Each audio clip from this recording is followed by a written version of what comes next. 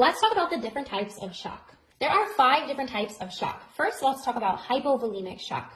If we break apart this word, hypo means low, vol means volume, and emic means in the blood. We have a decreased amount of intravascular volume. Next is cardiogenic shock. This is where the heart can't pump enough blood to meet the perfusion needs, which causes fluid accumulation in the lungs. Next is septic shock. This is caused by a widespread infection or sepsis. Where neurogenic shock is vasodilation from extended periods of time due to loss of balance between the parasympathetic and the sympathetic stimulation.